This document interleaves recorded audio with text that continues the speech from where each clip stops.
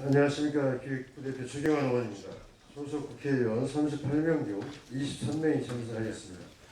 사용공이 되었으므로 지금부터 제15차 국민의당 의원총회를 시작하고자 합니다. 네, 지금으로부터 국민의당 제15차 의원총회를 시작하겠습니다. 다음은 박지원 원내대표님께서 모두 말씀을 읽겠습니다. 우리 모두가 폭염 속에서 고통을 보고 있습니다. 우리 당은 이미 가정용 전기 요금이 소위 다단계 누진제에서 서민을 위해서 조정해 줄 것을 강력하게 정책위 중심으로 요구를 했고, 또 이번 주 중에 그러한 내용의 현수막을 전국 지역위원회를 통해서 부착하려고 합니다.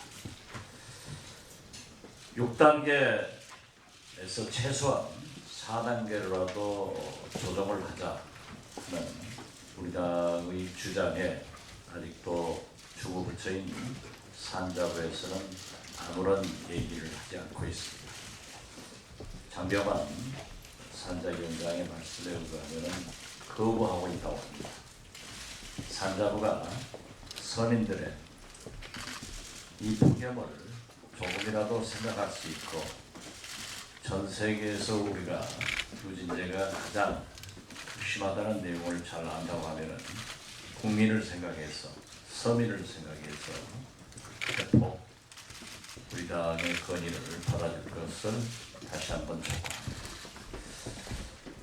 시원한 소식은 청와대에서 들려오지 않습니다.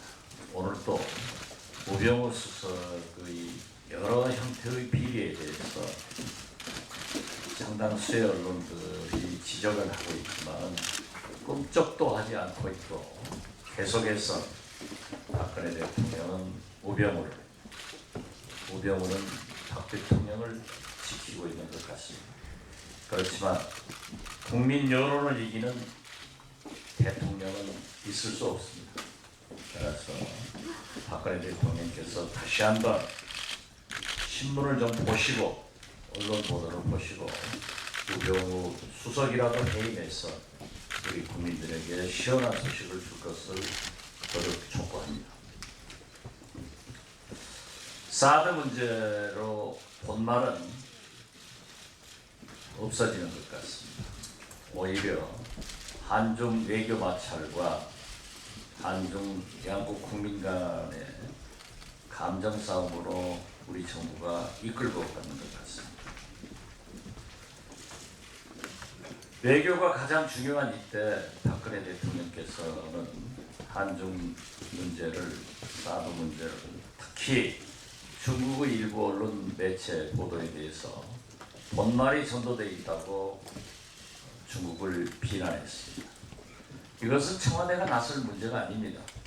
모든 문제는 청와대는 외교적으로 해결을 해서 풀어나가야지, 이렇게 오히려 자극적으로 해서 한중 관계가 어떻게 될까 우리는 심히 염려를 합니다. 여기에 중국 매체도 오늘은 우리 정부를 향해서, 우리 청와대를 향해서 적반하장이다 라고 응수를 하고 있습니다. 바람직하지 않은 한중 대치에 대해서 우리 당은 우려를 표시하면서 조금 더 양국 정부가 이성을 가지고 외교적으로 해결할 수 있도록 노력하자 하는 말씀을 드리면서, 우리 당에서도 가급적 한중 관계에 어깃장이 안 날 수 있도록 서로 말씀들을 조심하자 하는 말씀을 드립니다.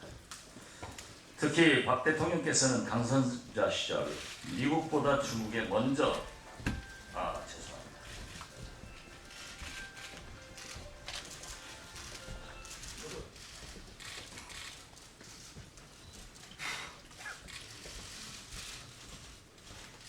죄송합니다.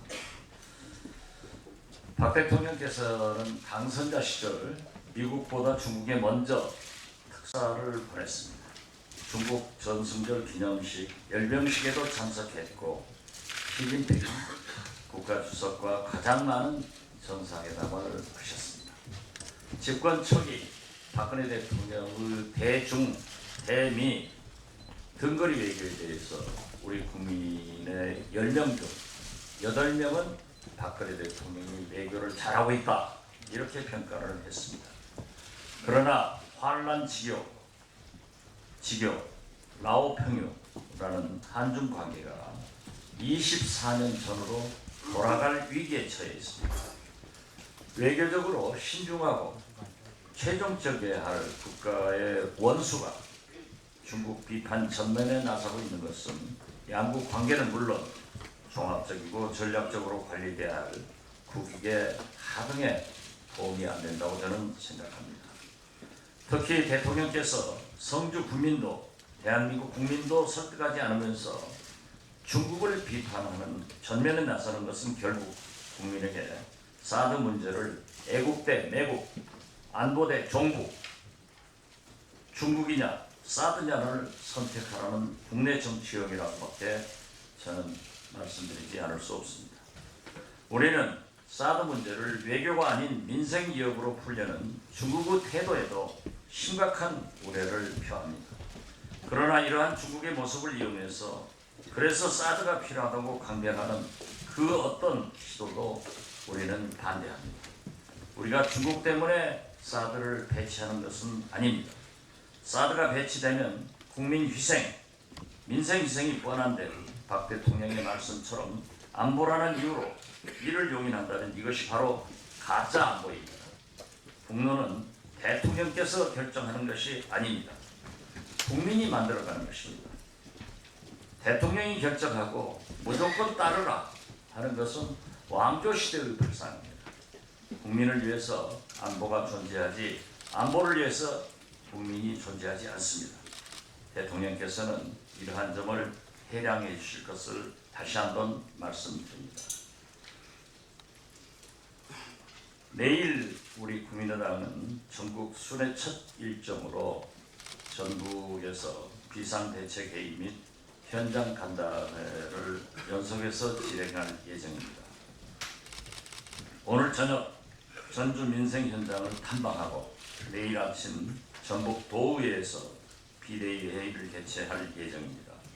그 자리에서 전북 기초단체장이나 광역단체장께서 요구하신 예산과 현안에 대한 의견을 청취하고 이번 추경 및 정기국회에서 이를 반영하도록 우리 당력을 모아가야 한다고 생각합니다. 아울러 오후에는 우리 당에서 추진하고 있는 농어촌 현장 간담회, 원앙소리 및 현대중공업 협력업체단과의 간담회를 통해서 농민과 노동자, 영세사업자 여러분의 아픔을 듣고 향후 당의 정책에 적극 반영할 것입니다. 가급적 전북 의원님들은 전부 참석하시지만 가능하신 의원님들은 함께 하셨으면 좋겠습니다. 김영란법 시행령을 가지고 여러 가지 논의가 되고 있습니다. 저에게도 관계부처 장관인 농식품 장관과 해양수산부 장관이 와서 시행령에 대한 그리고 시행 시기 연기에 대한 얘기를 설명했습니다. 물론 농축산과 어민들 또 외식업계에서 여러 가지 애로가 있지만은 대통령께서 이미 이대로 시행하자라고 말씀하셨습니다. 그래서 저는 두 장관에게 야당을 설득할 것이 아니라 대통령을 설득해서 대통령이 바른 시행령을 만들도록 하시는 것이 중요하다라고 했습니다. 많은 국민들은 김영란법 시행을 원한 그대로 요구를 하기도 하고 이해 당사자인 농축산 또는 외식업계에서는 상당한 애로를 호소하고 있습니다. 오늘 우리 의총에서 이러한 의견도 활발히 개진되기를 바랍니다. 이상입니다. 네, 정책위 의장입니다. 오늘 아침 아침에만 해도 4곳의 신문에서 가정용 전기료 누진 폭탄 바로잡아야 된다는 사설이 실렸습니다. 저희 국민의당이 7월 29일 날 관련 정책 가장 먼저 발표를 했었습니다. 가정용 전기료 누진 폭탄 이제 더 이상 국민들한테 씌워서는 안 됩니다. 이제 국민들도 공정한 요금 체계를 바탕으로 쾌적하게 여름을 보낼 수 있어야 합니다. 상세한 정책 내용은 또 의지는 또 우리 산자위원장님이신 장병환 위원장님께서 좀 이따가 말씀을 또 해주실 것이라고 믿습니다. 법률의 문제가 아니라 한전의 전력 약관을 고치는 문제이기 때문에 저희 국민의당은 국민의 열망을 받들어서 반드시 누진 폭탄을 해결할 수 있도록 최선을 다할 것입니다. 추가 경정 예산안 심의가 이제 본격적으로 시작되게 되었습니다. 11조 가까운 국민 세금이 들어가는 것입니다. 국회는 국민 세금이 들어가는 일을 꼼꼼히 따져야 될 책무가 있습니다. 추경을 선도해온 국민의당이기 때문에 그 예산 내역이 과연 일자리와 민생에 부합하는 것인지 바르게 따지고 꼼꼼하게 따지겠습니다. 그 중에 한두 개를 살펴본다면 무려 5천억 원이나 외국한 평형기금 출연 예산이 포함되어 있습니다. 그런데 아시다시피 지금 우리나라 외환 보유고는 매우 높은 수준이고 이 외평기금은 현재 외화 보유를 재원으로 대규모 외화 대출 사업을 실시할 만큼 여유가 있습니다. 추가 재원 확충이 필요하다고 보기 어렵습니다. 이런 외평기금 5천억 원 같은 예산을 삭감하고 일자리와 민생을 위한 추경 규모를 늘려야 된다는 것이 국민의당의 기본 방침입니다. 뿐만 아니라 지금 해운보증기구 설립에 또 1,300억 원의 돈이 투여되도록 되어 있는데 잘 아시다시피 한국해양보증보험은 민간 재원 50% 이상을 바탕으로 정부가 함께 출연하도록 되어 있는데 지금 민간 출연이 매우 부진합니다. 이 상태에서 지금 정부가 제출한 대로 1,300억 원의 해운보증기구 예산을 그대로 다 넣는다면 설립 취지와 달리 또 하나의 국책 금융기관을 만드는 것에 불과하기 때문에 이 또한 삭감되어야 합니다. 그 외에도 출자 출연 등에 있어서 삭감되어야 될 내용이 많습니다. 세부적인 내용은 우리 당 소속 김동철 예결위 간사님을 비롯해서 예결위 의원님들과 상의해서 추후 좀 정해 나가겠습니다만 기본적으로 이런 큰 방향에서 삭감을 이루어내고 또 일자리와 민생 추경은 늘려가는 방식으로 하겠습니다. 특히 어르신들 일자리를 창출하는 데 효과가 큰 공익형 노인 일자리 사업의 경우에는 확대하고 단가도 인상되어야 합니다. 공익형 노인 일자리는 단가가 월 20만 원인데요. 이 20만 원으로 결정된 것이 무려 8년 전입니다. 8년 동안 어르신들을 위한 일자리 단가가 한 번도 증액된 적이 없다는 것이죠. 저희 국민의당은 이번 추경 심사에 있어서 이와 같이 단가 조정이 필요한 어르신 일자리 사업과 관련해서 현재 20만 원인데요. 목표는 30만 원, 안 되면 25만 원까지라도 올려서 어르신들의 일자리가 나름대로 생계에 도움이 될 수 있도록 최선의 노력을 다하겠고 이와 유사한 방향 기조에서 일자리와 민생 부분은 증액을 좀 하고 아까 제가 설명드렸던 대로 불필요한 출자 출연 형식으로 예산 배정이 되어 있는 부분은 줄이고 그렇게 해서 정말 국민들이 절실히 목말라하는 일자리 민생 추경이 되도록 최선의 노력을 다하겠으며 또 예결위원님과도 적극적으로 논의해 나가도록 하겠습니다. 이상입니다. 비공개 전환 전에 하실 말씀 장병환 의원님. 잠깐. 비공개하기 전에 공개적으로 발언하실 의원들이 계시면 신청을 해서 하시도록 가급적 짧게 해주시죠. 3분 이내로. 장병환 의원. 네, 경기 침체와 함께 기록적인 폭염과 열대로 삶의 현장에서 지친 국민들은 가정용 전기요금 누진제 폭탄에 분노가 폭발하고 있습니다. 한전은 이미 지난 2012년 9월 7일 주택용 전기요금에 적용되는 누진제를 6단계에서 3단계로 축소하고 최저 구간의 단가 배율도 11.7배에서 3배로 줄이겠다고 발표했었지만 정부의 미온적인 태도로 지금까지 개선되지 못하고 있습니다. 오히려 2013년도에 전기요금을 2차례나 인상을 했고 그 결과로 최근에 또 유가 하락과 겹쳐서 한전 최근 3년 연속 영업이익이 급증하고 있습니다. 지난 13년 1조 5천여억 원이던 것이 작년에는 5조 약 한 8천억 원 수준, 지난해는 11조가 넘는 막대한 영업이익을 실현했고 금년에도 대규모 영업이익 발생이 전망이 되고 있습니다. 그럼에도 불구하고 정부는 이러한 한전의 수익금을 이용하여 재벌 가전사의 할인 특판 행사를 진행하고 있습니다. 올해 7월부터 9월까지 에어컨 등 에너지 효율 1등급 가전제품을 구매할 경우 최대 20만 원까지 환급해주고 있는데 이는 정부가 서민들에게 저별 회사의 미끼 상품 전략을 추진하는 것과 다를 바가 없습니다. 정부는 지난 40년간 산업 육성 지원이라는 명목으로 전체 사용량의 13.6%에 불과한 가정용에만 무리한 누진제를 적용하여 전기료 부담을 떠넘겨 왔습니다.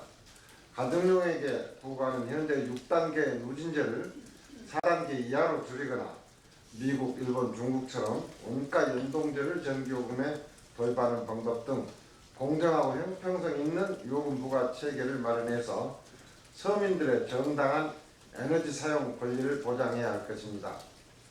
70년대 이후 연구 결과들 보면 에너지 가격 상승이 경제 성장에 플러스 영향을 미치고 있음을 밝혀내고 있습니다.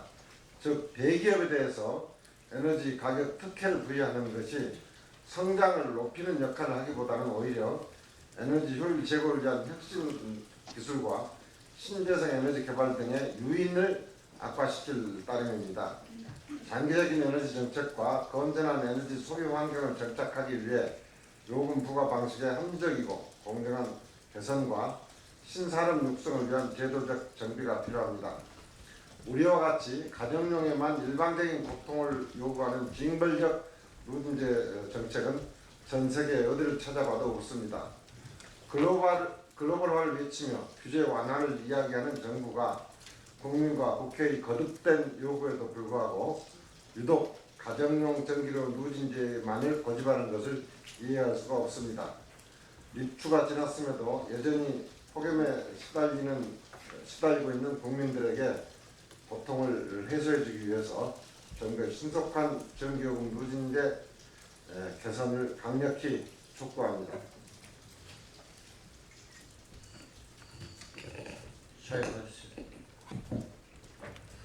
예, 누리 과정에 대해서 한 말씀 드리고자 합니다. 이번 그 추경 내용을 보면 참으로 그 중앙만 있지 지방은 없는 아주 자가당착적인 그런 내용을 일부 확인할 수가 있습니다. 정부에서는 건전 재정을 나름대로 위해서 최선을 다했다라는 그런 취지를 밝히면서 세계 잉여금이 생겼기 때문에 그 돈 1조 2천억으로 국채를 상환하는 내용을 그 추경에 반영을 했습니다. 그런데 잘 아시다시피 지방교육청의 지금 재정 상황을 보면 굉장히 어려운 상황입니다. 원래 누리과정을 시행하기 전에 지방교육체의 규모는 한 3조 원 정도 됐었습니다. 그러나 누리과정을 시행하는 한 3, 4년 사이에 지방교육체의 규모는 14조 원으로 늘어났습니다.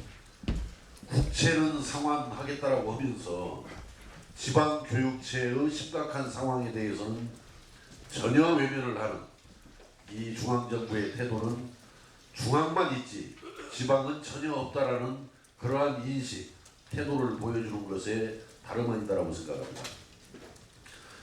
지금 야 3당에서도 내년도 문제만 잘 해결이 되면 금년도는 추가 배정된 1조 9천억 원의 교육재정 교부금으로 금년도 누리과정 문제를 해결하면 된다라는 그런 방향으로 뜻을 모아가고 있습니다만은 거기에 대해서도 정부 여당은 시원한 대답을 내놓지 않고 있습니다.